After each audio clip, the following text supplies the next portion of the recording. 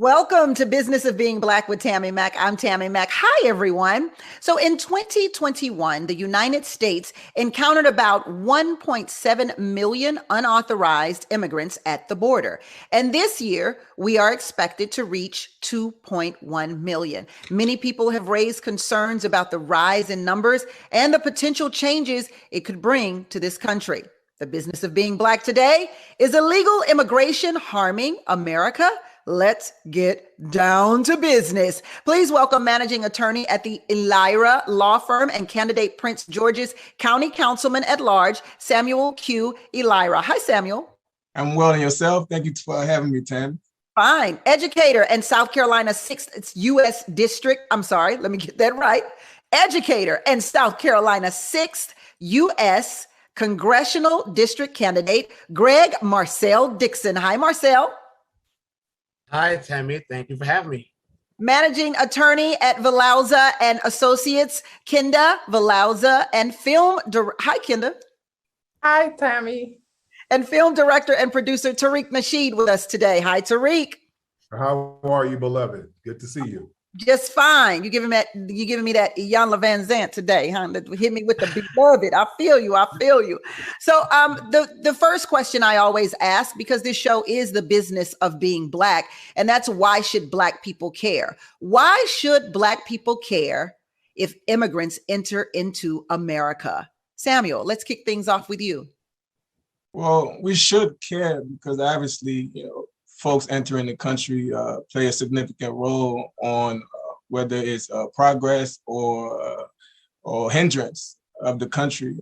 But of course, the one key thing we have to keep in mind, however, immigrants play a positive role in the development of the country. I think the key thing is we want to make sure these folks are entering legally and going through the legal process. But one thing that should not get lost is these folks are even places where they have faced, hardship, severe hardship, whether financial or otherwise. So that's something that we should appreciate. But certainly, I am for a proponent for having folks coming through the legal process, ensuring that they obtain the proper documentation, because these folks play a significant role, and they all can at times become productive members of society.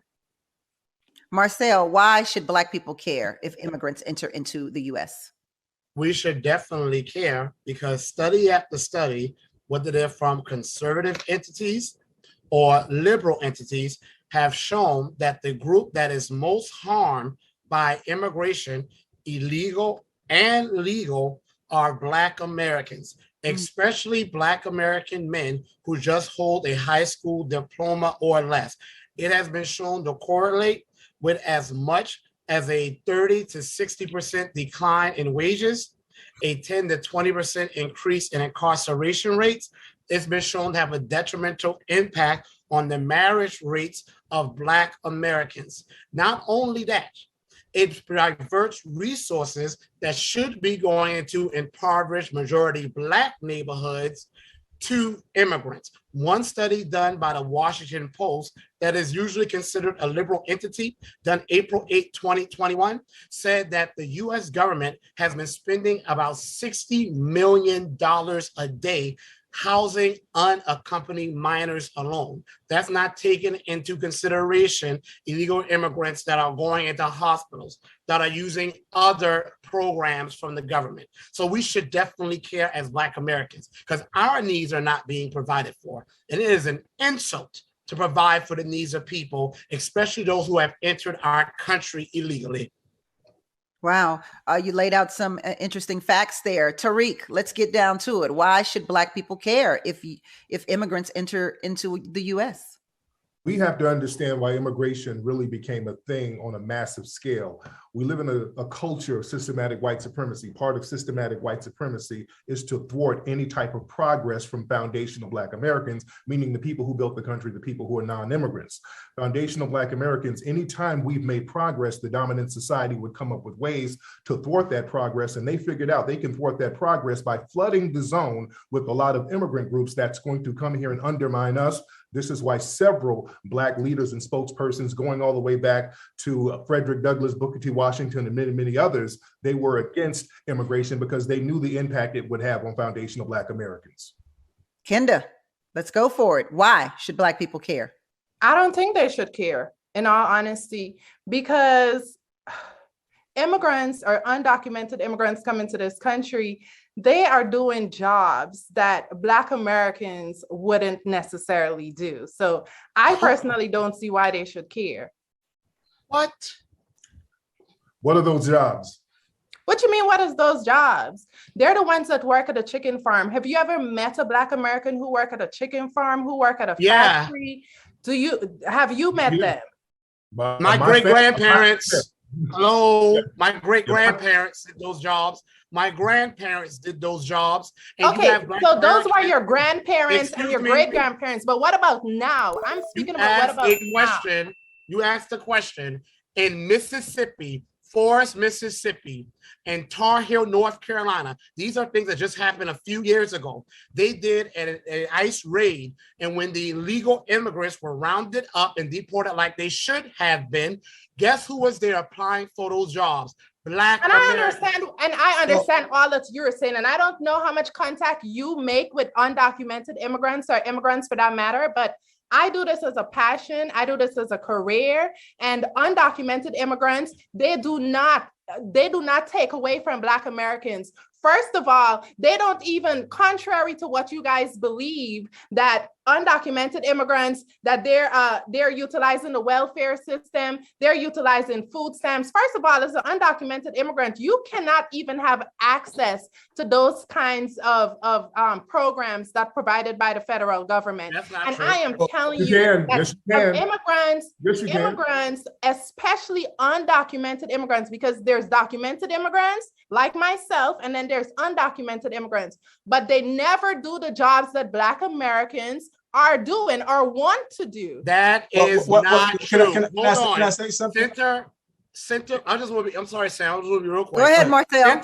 Center for American Progress said that 38% of people employed in construction firms are illegal immigrants. It says that 39% of people who do roofing and drywall are illegal immigrants. It says that 32% of people who do carpentry are illegal immigrants. In my community, hold on, excuse me. You keep trying to change your goalposts. Go ahead, Marcel. No, you ask if illegal. No, I'm saying exactly because they're the ones that are doing all the jobs that Americans do not want to do. Hold that thought, Kenda. Let him get his. Let him get his. When you're losing an argument, trying to overtalk someone is just the way of admitting you've been defeated. Okay.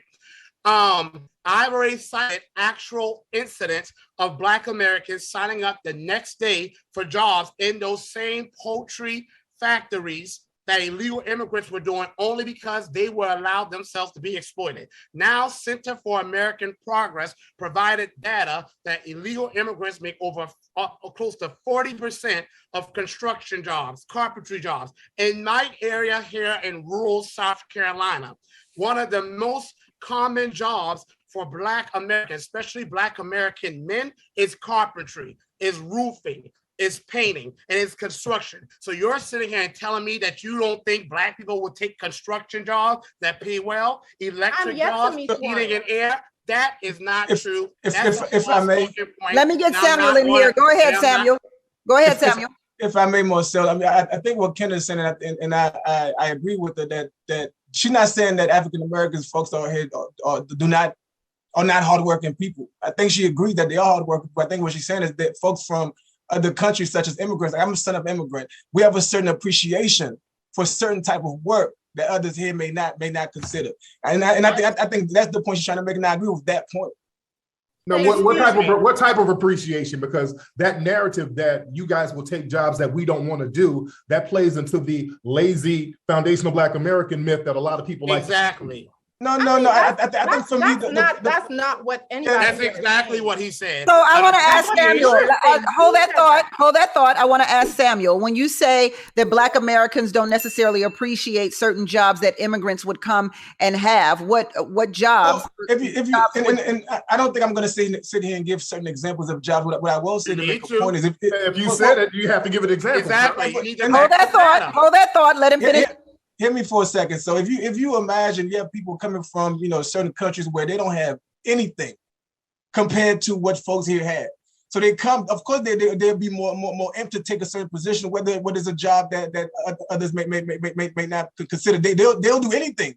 And when I say any type of work, they'll do any type of work because they appreciate, they know, look, where I come from, that opportunity is not there at all. You understand what I'm saying? So that's the only point that we're trying to make, and it has nothing to do with a lazy mindset, and I have heard that lazy mindset talk, but that's not, I think, what we're saying here. Yeah, that's not what we're saying. So one, you just validated my point.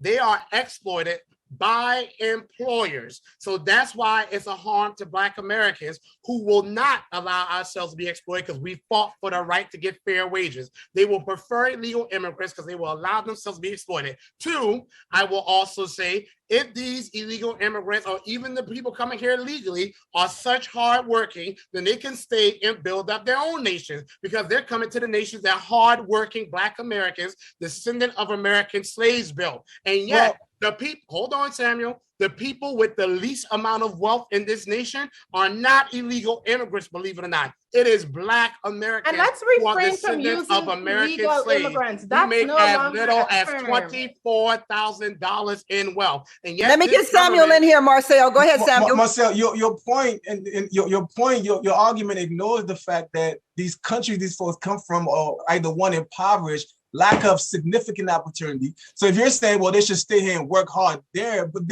there's places where I'm from Haiti, for example, right? They have folks graduating with attorney to be as an attorney. Hold that thought. We got to take a quick break. We'll be right back. Welcome back to Business of Being Black with Tammi Mack. I'm Tammi Mack. And today, the business of being Black is immigration. Is it harmful to America? Please welcome managing attorney at the Elira Law Firm and candidate Prince George's County Councilman at Large, Samuel Q. Elira, educator and South Carolina's 6th U.S. Congressional District candidate, Greg Marcel Dixon, managing attorney at Valauza and Associates, Kenda Valauza, and film director and producer, Tariq Nasheed. Where we left off was the appreciation that Black Americans don't have for specific jobs that maybe immigrants would take on. And I do believe that is it's a misnomer when it comes to Black America. The problem is Blacks are Americans, and we know what should be right and fair and just. And so sometimes those Americans will not accept positions that they know they are being paid lower for than the average rate allows in America. However, if there are immigrants, they will come, and the appreciation is not about the job. I think we have to take the job itself out of it. The appreciation has nothing to do with the job. The appreciation is about the wages that's earned for the job. And so if the wages are not the wages that are minimum standard for American wages, then of course Black Americans, white Americans, and anyone else who is an American will say, oh, hell to the no, I'm not taking that job. It's underpaid. They're underpaying. But if immigrants are to come, they will take those jobs at whatever wages are allowed because they are not documented. And I think that's where we kind of lose a little bit of that appreciation. It's not about the job. It's about the pay. Samuel? So I'm for the efficiency of good pay. Nobody wants to do a work or a job without having paid properly for it. But America continues to pay undocumented immigrants low wages for the work that they do. And I don't think that's fair. But what I think the point where we left off is if these different countries or places these folks arrive from, there are a significant lack of opportunity, whether it's job or the housing, or just certain opportunity that they don't have here in America. So if they come, so of course, not to say it's right or wrong, but they will take a certain job that. No, it's wrong. It's not right or wrong. It's wrong. They're being exploited. Undocumented workers are being exploited by America. Well, if they're not thinking that they're being exploited, then how is it exploitation? At the end of the day, when we think about the pay, we look as immigrants, we look more so at the transfer rate. Like, for instance, I am from Guyana. $1 is 200 Guyana dollars. So we come here, or undocumented immigrants come here, they don't know about the Fair Wages Act. They don't know anything of the sort. All they know is that they need a job, and they need a job real quick in order to take care of themselves and their families. So it's not necessarily, I don't see how we could blame it on them per se. In regards to the jobs that they're taking and the pay that they're getting in response. It's a come up for you. Your presence, it's a come up for you. You coming over, it benefits you. Oh, of course. How does it? It doesn't benefit us. And this yes, they do, because undocumented immigrants has paid $11.6 billion in taxes in 2017, and this is according to the Institute on Taxation and Economic Policy. Undocumented but the money is extrapolated from us anyway. So they pay taxes and they contribute to the American economy. Those tax dollars were extrapolated from foundational Black Americans. So it's a circular thing. They're not benefiting us by paying the taxes that were taken from us anyway. Exactly. And I also want to say, as a teacher, there are English as a second language programs that immigrants, children of immigrants, usually in the country legally in South Carolina, they put billions of dollars into that program. And guess which department that program is under? The Department of Civil Rights. Which group of people were the people who led to the Department of Civil Rights? My ancestors. Yet, when Black American kids are struggling to read, when they need more support, there are no special programs set aside for us. My people spoke another language. We spoke Gullah. Some of the old people and here that's still speak Gullah Geechee. Excuse me, I did not interrupt you. I did not interrupt you. Hold that thought. I'm coming to you, Kenda. We spoke Gullah Geechee or Sea Island Creole. They're putting billions of dollars investing in the children of illegal immigrants. Class sizes are exploding, yet a lot of those illegal immigrants are not paying taxes to help finance more resources for those schools. Even more programs that should be developed for my people, who are the people that built this country. Sam, you talk about us having nothing and no opportunities. Black Americans went through that for centuries. We stayed here and fought for our rights. We are not helping people if they just could come here instead of investing in their own nation, or helping our people when they could just import cheap labor instead of investing in American workers. Oh, that thought, Marcel. Kenda, go ahead. I was saying so you're running for office and you're putting yourself in a great position, but that's something that you have to take up with the government, because I said what I said. I said that undocumented immigrants, whether you want to believe it or not, they pay their taxes and they contribute to the U.S. economy. Because I have never met an immigrant that came into my office and doesn't have tax returns, right? So we're going to make that very clear that they do contribute. How come you didn't contribute? Well, that thought, Tariq, let her complete her thought. Go ahead, Kenda. No, I'm done. He could go ahead. Okay, how come you didn't contribute those taxes and those contributions to your homeland of Guyana? Because we don't pay taxes in Guyana. Our government deals with it. We have free education. We have free healthcare. We don't pay taxes. That's why in my book, one of the topics is taxes, because it's a very foreign language. Okay, well, guess what? Guyana sounds like a great place to be. So why are some people come over here? Let me say something really quick.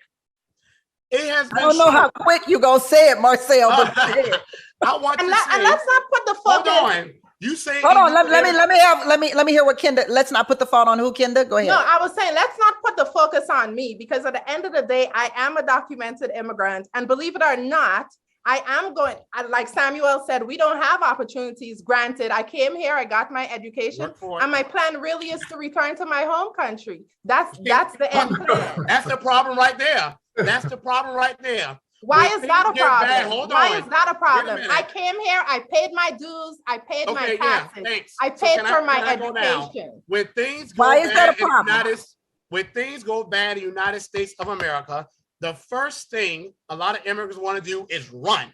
They get their other passport and they want to return to their country, and they leave Black Americans other Black immigrants were about here by ourselves. I also want to say, I know there's been this thing about immigrants, legal and illegal, bring jobs. Guess what? There has not been one study showing that they are bringing jobs that hire Black Americans. There have been studies shown, and you can look up Duke University did a study in 2006, 2007, showing that a lot of illegal immigrants, these were mainly Hispanics, Latinos, said over 70%, and this is Greenville, South Carolina, Durham, North Carolina, Black Americans were not hardworking, were lazy, were problematic, commit a lot of crimes. Over 70% of them said that. So not only is illegal immigrant taking resources from Black Americans, they are also coming here with anti-Black views that they bring from their home nations. And even some Black immigrants come here with anti-Black American views.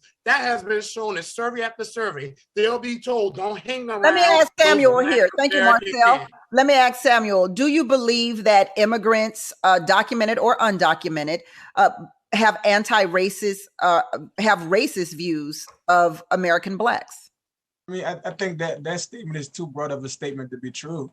If you say there are a few or there are some, that may be a more accurate statement, but I cannot say whether I deny or prove that statement. I mean, it may be, but I don't think that's something that we should put on all immigrants that come here. I mean, you know, these folks are hard work.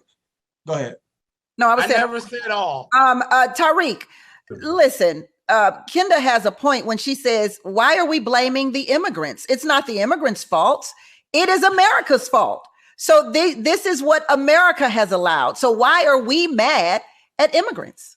And as I started off the segment, I said white supremacist culture will weaponize them. I always put the blame on white supremacist culture because they used immigration as a form to undermine us. Black people in the 1960s, that's when we first started to put the cape on for Black immigrants because we wanted more Black people to come over here to act as reinforcements in the civil rights movement. We had great people like Stokely Carmichael and others who were riding with foundational Black Americans. And we thought we need more of those brothers and sisters over here. We were pushing the Pan-Africanism line. When they started to allow other immigrants from Africa and the Caribbean to come over here, they started to screen them and made sure they brought the ones over here who had an anti-foundational Black American mentality so that they can use them against us. So it has become a problem now that the people that's coming over from Africa and the Caribbean, they're not acting as reinforcement. They look at us as another hostile tribe. And we're now realizing we can't have that type of energy from them or any other immigrant group. Let's take a quick break. We'll be right back.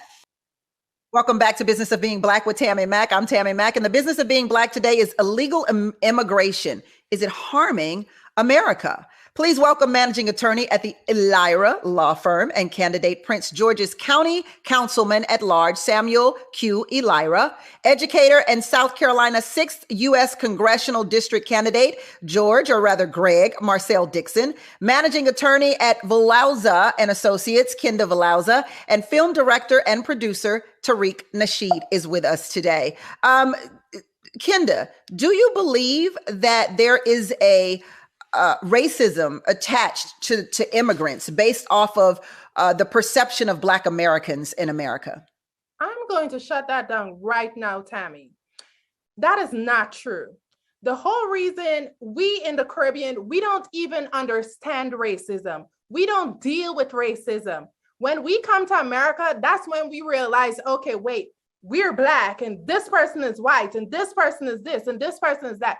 We don't deal with racism. So I don't understand where he's getting that information from, but I'm yet to meet an immigrant. The ones from the country that I've came from, the ones that I've been working with as my clients that has spoken any single thing negative about Black America. And a matter of fact, if you were to bring up any conversation about racism with an immigrant, they would tell you, I'm staying out of that because we don't know anything like that. We're not familiar with racism.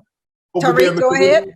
In the Caribbean, there's so much racism over there, especially in those Hispanic countries where they treat the Black people like trash. Exactly. In those Caribbean countries, they're running around with cake soap, trying to lighten themselves up. That's a reflection of the racism that's there. Those places are colonized. You go there, it's East Indians and Asians running everything over there. They know exactly what racism is. That's why they're trying to get out of there to come over here to the people who fight racism, which is foundational Black Americans.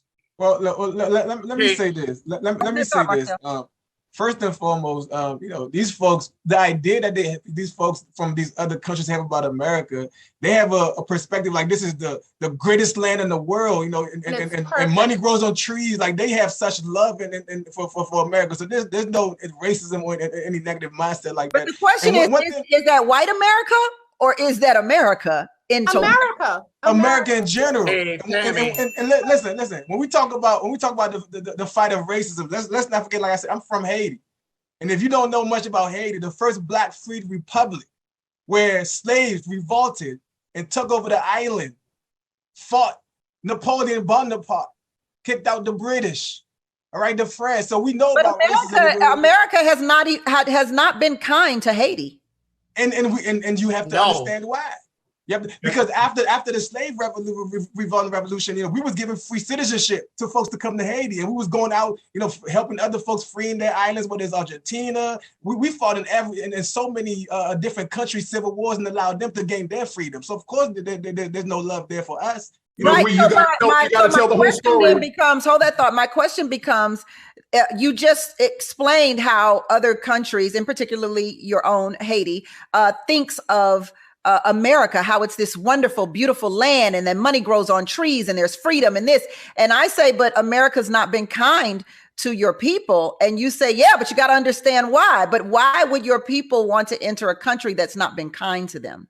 I think what it is the lack of opportunity. There's nothing. So, and the point I was trying to make earlier, I have cousins who've graduated, with masters of different to high top degrees, but yet there's nothing there, no work, no nothing. They cannot support their family. So imagine if they're able to go to somewhere where they could even work at McDonald's or make any type of living at all for their family, they will take that opportunity, notwithstanding the fact that they have these degrees.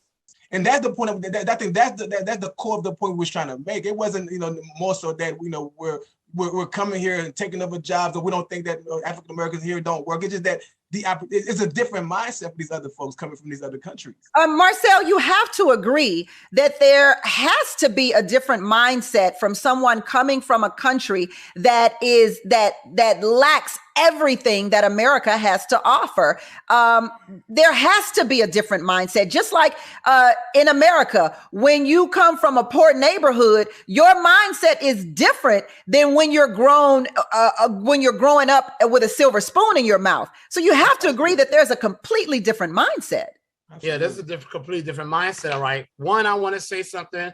Kenda, Guyana has historic racism between Indians and the Black Guyanese people there. So racism very well. Two, my platform talks about holding employers accountable that hire illegal immigrants. So I am going after the companies. And three, Tammy, yes, there is a different mindset, and that there is the problem. We as Black Americans, descendants of American slaves, or freedmen as we're called, we have historically fought for what we are owed from the American government. We had many opportunities to leave. We had the opportunity to go to Liberia. Abraham Lincoln wanted to send us to South America and the Caribbean.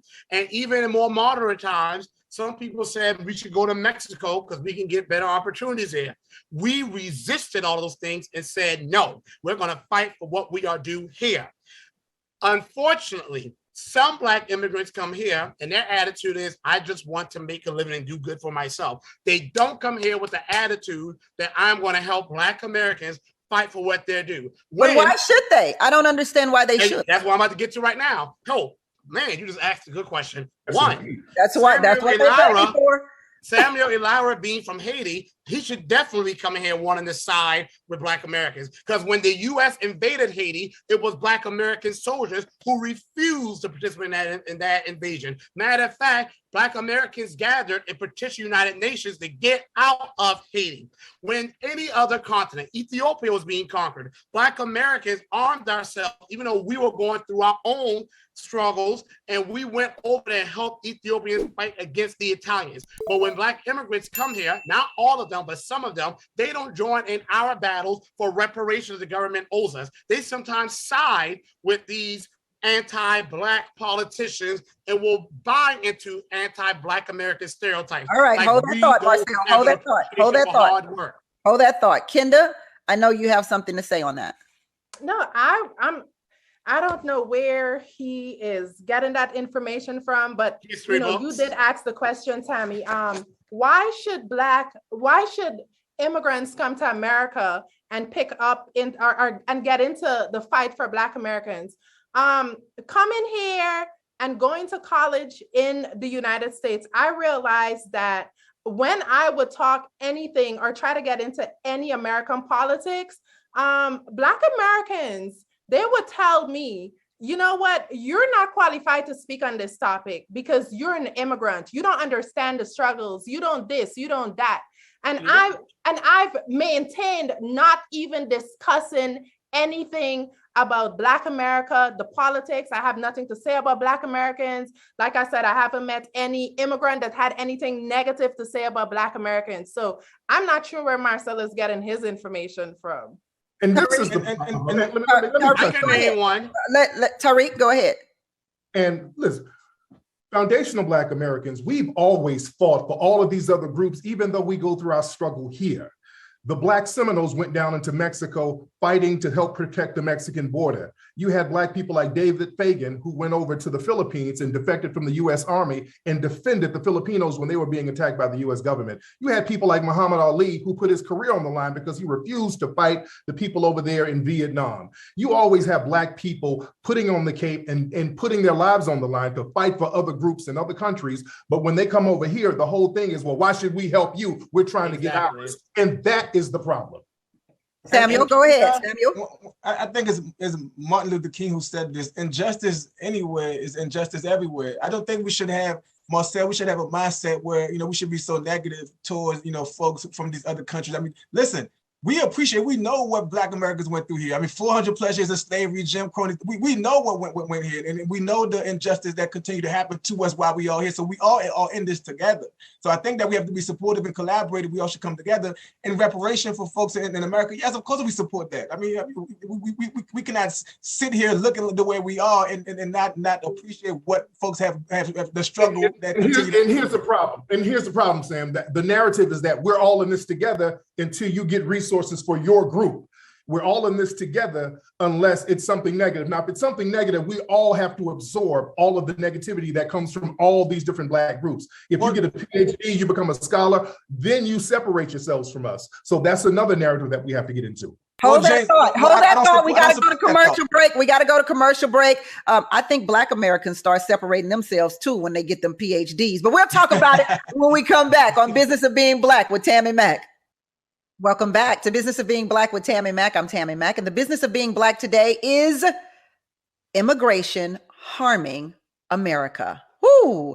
Friday, a district judge ruled that the Biden administration must continue to turn away migrants due to the COVID-19 related health measure first implemented under former President Donald Trump. A judge agreed that if the order is lifted, it will hurt the states by increasing costs related to healthcare, driving license, education, and increasing migrant numbers at the border. What do we think about this, Tariq? I think that they should turn people away because, again, we have to absorb a lot of negative stuff that comes through. A lot of these undocumented immigrants are coming over here with COVID, spreading COVID. We don't know who they are. We can't trace them. We can't track them, among other things. So, yeah, I agree with that. That's the one thing I agree with the Biden administration, which I don't like the Biden administration at all because of the benign neglect policies they have against foundational Black Americans. But that's one thing I do agree with. Well, I mean, this was implemented under Donald Trump's administration, so you can still hate the Biden administration if you like. Yes, indeed. It gives you permission to continue to hate the Biden administration. Immigrant rights advocates have argued that Title 42 is illegal because it prevents people from exercising their international right to claim asylum. And the decision delivered a blow to the administration's plan to end the controversial program on May 23rd. So what are your thoughts about this, Kenda? I support the advocates. At the end of the day, the asylum process is in court. If you lock immigrants out, you leave them in Mexico, then they have no access to immigration attorneys. They have no access to the judicial system. And, even though there's judges, in those situations, they do Zoom court or whatever the situation is. It leaves immigrants at a disadvantage because really and truly, There are immigrants who are fleeing gang violence. They're fleeing rape. They're fleeing domestic violence. And they deserve a day in court, and they deserve their representation in court. And if they're there and immigration attorneys are here to represent them, then how do we get access to them? How do we make sure that they're getting the justice that they deserve through the immigration court system? And why is that our responsibility to do that for them? Why don't they do that in their homeland? Because immigration laws let me let Kenda answer the question since it was posed to her. Go ahead, Kenda. No, I'm saying because immigration law exists. There's immigration laws. And so that's why they should have access to the immigration court. There's immigration laws, there's immigration court, there's immigration judges. So these things are in place by the federal government for them to have the benefits of it. And what benefit would they have if they're out in Mexico, unable to get the access to the courts or the judges or the lawyers to try their cases? Go ahead, Samuel. I was going to suggest to Tariq, you forget that the United States has a role in the destruction of if not, I don't want to say every country out there, but a majority of these countries out there who are impoverished and who are suffering. The United States played a role in that. So yes, they should come in and save and give incentives to this country. But here's what I don't agree with. Hold on, Tariq. Hold on. What I don't agree with is the inconsistency across the board with which the opportunities that are presented. Because you see with the Ukraine and these different type of European countries, they've given them, free access, or you could come here, have free work visa and these different type of things. But then when the Haitians came in the border, these other people who seek the same opportunity, they are turned away and they are treated like slave or less than. So that's an issue. That's the inconsistency that I have issue with. And another thing that's inconsistent, they always try to say, well, the US, they indirectly harmed these countries, but the countries that really harmed the Caribbean, some of these other South American islands, Spain and France, y'all never go there. Why is that? There's a question posed to me, so we never go there. Yes. How come y'all don't go to the countries that directly colonized you? Well, here's what I will say about, if I can speak on the Haitians. I mean, if you look, Florida is only a few minutes from Haiti, so it's proximity. Like the travel is shorter. Border. I'm gonna take the border to Mexico. I'm sorry. Yeah. So that's my answer. It's difficult to get to these other places, Tariq. Oh, okay. So the proximity, y'all just come to the place with the closest proximity. And it makes sense because we have immigrants that are walking from Guatemala, from Honduras. So at the end of the day, it is proximity. How else, if they're poor, they're broke, they're fleeing from all the destruction, how are they supposed to get to Europe? I have a question. You can go to Brazil. You can go to Brazil. You're not going to Brazil. You're going here because you have a group of people, foundational Black Americans, who's actually fighting racism and giving you the opportunity to come over here and be successful. Brazilians come to America. I would like to ask. That's an interesting point. So Samuel, you gave kudos to Black America and all that they've gone through in America. But Kendall, I do want to ask you, amongst immigrants, and particularly those from Ghana, do you think that there is a sense of gratefulness and thankfulness for Black America? Because I've never heard that point that Tariq just made, that you come here because people are fighting for the freedoms of colored people. And I say colored because I'm speaking specifically of anyone of color, people of color. Is that a reason to come to America? Because you know that Black Americans consistently fight for the freedoms of colored people? So just to correct you, I'm from Guyana. Guyana. I'm sorry. Yes, but we come to this country, I could say it over and over, because of opportunities. And another reason is because of security. My clients, they always tell me that they come here because they know that the laws are in place and that the laws would protect them and that their countries are lawless. So that's the reason why they come here. The police force in Honduras, Guatemala, those countries, they collude with the criminals. So they come here specifically for protection. And again, they're not thinking about Black Americans. They're not thinking about the problem. Black Americans and their fight. They're fleeing for. Hold on, let her finish her thought. Go ahead. Yeah. They're fleeing for their lives. I'm not saying that anyone sits there and Google the history and all of that. They just really want to come here for opportunities because, you know, of everything that's happening in their country, because of all the insecurities. That's the only reason why they come here. Nobody picks up a book and try to figure out the racism situation and this and that. Everything that Marcel is saying and that Tyreek is saying is what they have all in their heads and what is discussed in the American society. But immigrants, they're so thankful for America. They see this place as their knight and shining armor, and they spend so much money and just trying to get to the land of opportunities. They're not thinking about, you know, the Black Americans this and the Black Americans that, and that we're looking at them any lower. That's not the situation, Tammi, Marcel? at all. There is data showing that they actually do come here with anti-Black American racism. And just because these liberals, usually white liberals, and I'm running as a Democrat, but usually white liberals try to tell us that immigration, illegal immigration is so good for Black America, it's a lie. And 3, Samuel and Kendra, you both mentioned how they come from poverty and gang violence and drugs. Black Americans have gone through those same things for centuries that were inflicted upon our communities. So tell me, Kendra, or tell me, Samuel, where should we run away to? Where can we go to get refuge?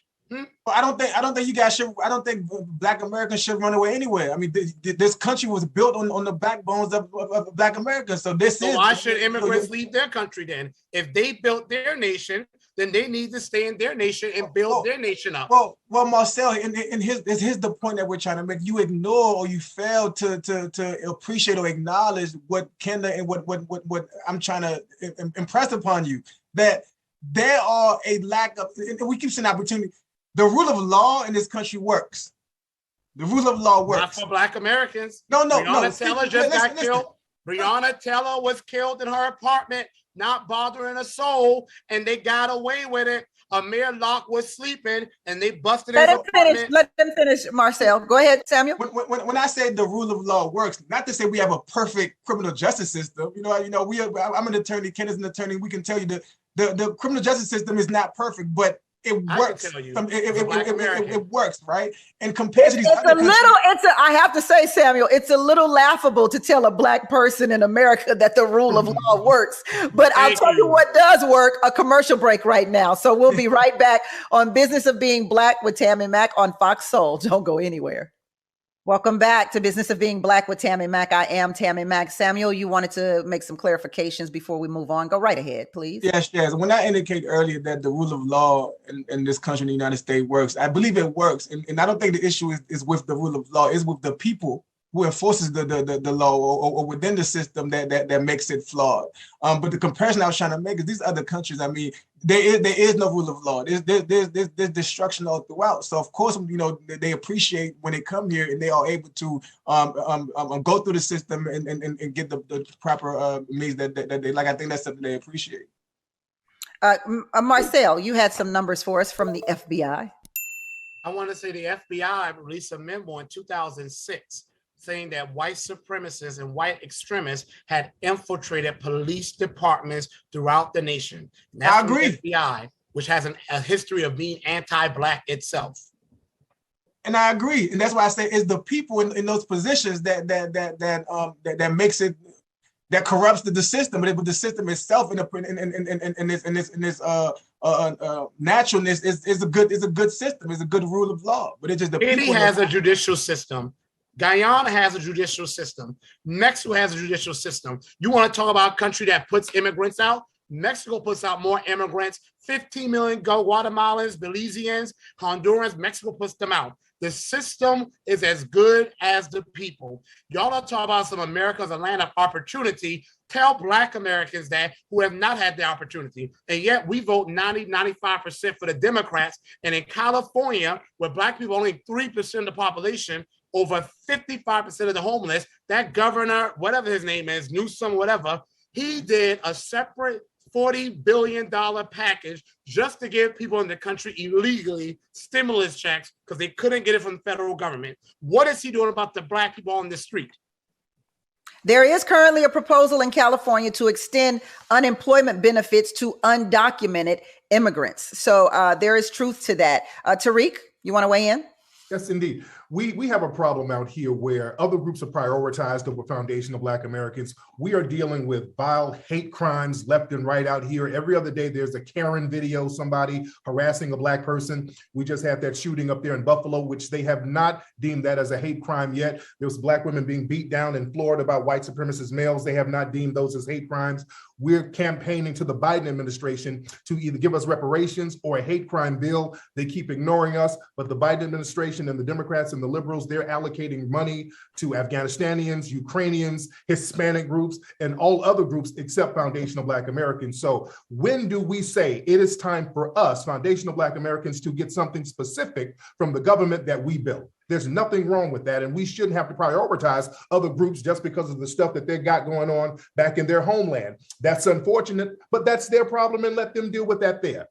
Kendall? And I hate to say this, we talk about white extremists. How about in California, you got Latino gangs that are running Black Americans out of neighborhoods that were historically Black. Some of them are not even in the country illegally. And yet Joe Biden, who said he was going to have Black Americans' backs, he's done executive orders prioritizing people in the country illegally, but not Black Americans. And when I say my campaign slogan, repair Black America to fix America, I get more flack from people who are fellow Democrats telling me about illegal immigrants than for people who are white Republicans. The people Kenda, I want to ask you, Kenda, do you see why Black America as representative of Marcel and Tariq, do you see why they feel the way they feel, or is there no validation to that? No, absolutely. I listen to my friends, my Black American friends, and I understand how they're feeling. But at the end of the day, it's not the immigrants' problems. You guys are putting every single thing on the immigrants. You got to take it back to the employers. You got to take it back to your government. You got to take it to your councilman. You're doing a good job, Marcel. If you want to make changes, you got to get in office. You guys got to stop complaining about going on jury duty. You got to stop complaining about going out to vote, because if changes are going to be made, it got to be made from on top. Stop blaming the immigrants. Oh, wait a minute. So, no, hold on, Marcel. I don't think I have time for that. Kenda, tell us about your book, The 10 Things Immigrants Should Know Before Coming to America, please. So my book, Tammy, thanks for asking. It's a guide for immigrants. Well, not undocumented immigrants, but for documented immigrants that are coming to the United States. Like I mentioned earlier, we don't have tax systems. We don't have credit systems. We don't have credit cards, all that good stuff. So my book is the 10 most important things that you should know, which includes credit, how it works in the United States, taxes, like the filing deadline, when you should or should not be filing for your taxes, and how important it is. Also how to start a business, and the immigration process, even job hunting. So it's primarily a guide. Tariq, do you have any projects coming up we should know about? Yes, indeed. And then page 1 on her book should be how to find the foundational Black Americans who done fought for everything and built everything for everybody. You can write your very own book. You could write your My book is called, I have a book. It's called Foundational Black American Race Baiter. That's the cover right there. You can get it on Amazon. Foundational Black American Race Baiter, available right now. Good. I'll get a copy. Samuel, tell us, you are also a candidate for county councilman. Yes, candidate for county council at large for Prince George County. Prince George County is in Maryland, and we have, Prince George County is one of the wealthiest counties in the country. But yet, when we look around, the wealth is not expressed throughout. So, for me, and I appreciate what everybody here is saying. We have to be the change we want to see. And when I look around my county, I'm resolved. Things are not where it needs to be. If these folks in the office, they don't care about the regular folk. So we need people who truly care, and that's why what propelled me to public life and wants to really make a positive difference. So we have to be the change we want to see, and I appreciate what Marcel is doing, and then other works that Tariq is doing, whether is by literature, writing, because we have been dealt wrongly, the end of the stick, so to speak, and like I indicated earlier, we African Americans and have all the backbones of this country. We've done a lot, but yet we still are treated unfairly, and discrimination and injustice all throughout. So we got to keep fighting. Understood. Marcel, you're fighting in your district, so please talk about it. Yes, I'm running. My slogan is repair Black America to fix America. You go to marcelforcongress.com. please leave a donation. I'm running because I'm tired of my people being ran over. And we talk about white supremacists. It's time to talk about these illegal immigrants that are anti-Black as well. And just one point I want to make, Kenda, don't tell Black Americans we need to get out and vote when illegal immigrants can't vote and they get more policies than Black Americans do. And not, I'm just going to say they get more policies than Americans do, period. If we're going to put trillions of dollars into a group of people, it should be Americans, white, Black, whatever.